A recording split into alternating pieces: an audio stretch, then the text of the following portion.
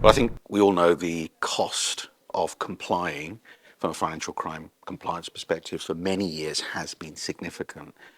I think there are lots of figures out there, but I think without a doubt we are still looking at costs in the region of tens of billions of US dollars. Some estimates out there have that as 100, 200 billion. So significant drive in terms of cost.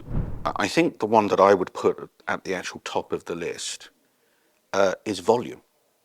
Volume in risk management programs. We're here in China, we're here in Beijing, beautiful Beijing. And if you look at one of the biggest banks in China, ICBC, one of the biggest banks in the world, which China has a population of 1.4 billion. If you look at ICBC, the biggest bank, they have over 720 million clients. They have almost 11 million corporate clients. They have 16,000 branches in China.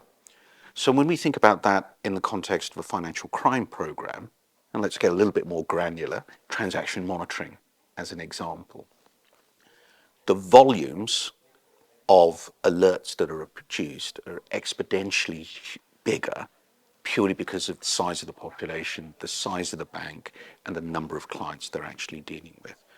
And then that actually has a knock-on effect in the context of resourcing. And we can talk about that a little bit later, because resourcing in terms of the need to have manual intervention in your risk management programs is a significant issue. Other factors as well beyond volume, and that's really a problem the industry has to solve for. There is significant regulatory change. We continue to see significant regulatory change. And particularly for Asia, it's a different problem. If we were talking about North America, with really more or less a single set of regulations applying to the US, if we even think about Europe and the European Union with consolid legislation and regulation, those markets are different than dealing with Asia markets, where we have multiple jurisdictions, multiple regulators, multiple regulatory requirements, which often do not provide standardization, but actually the opposite. There's quite a bit of a divergence in the context of how that's actually managed. So I think those elements actually drive cost and will continue to actually drive costs. And I'd put the human resources element on top of that as well. If you are a bank of any size, whether you're a global bank, whether you're a regional bank, whether you're a bank based just in one country, volumes in the context of working out how you can deal with those volumes effectively, but more efficiently, will continue to be the focus, without a doubt. And when we look at our risk management programs from a banking perspective, there are key pain points. When you onboard clients from a KYC perspective, that drives volume. When you deal with, I gave the example of transaction monitoring, when you have alerts coming out of your system that might indicate suspicious activity for your clients, you have to work out ways in terms of how you're actually going to deal with those more efficiently.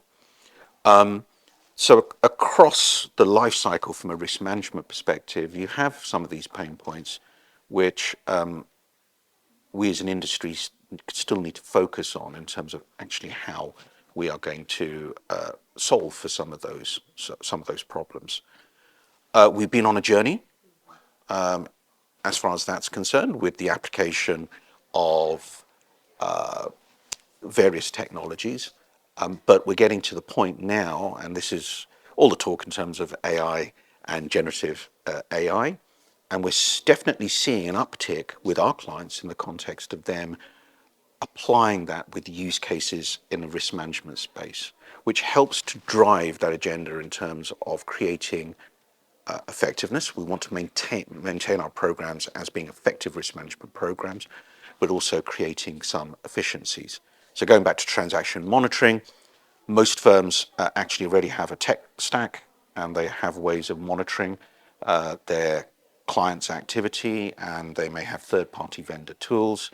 Now we're seeing AI being overlaid on top of that to create even more levels of efficiency. That would be in the transaction monitoring space. I didn't actually mention sanctions and screening. That's another pain point where, in fact, these technologies can actually be applied to.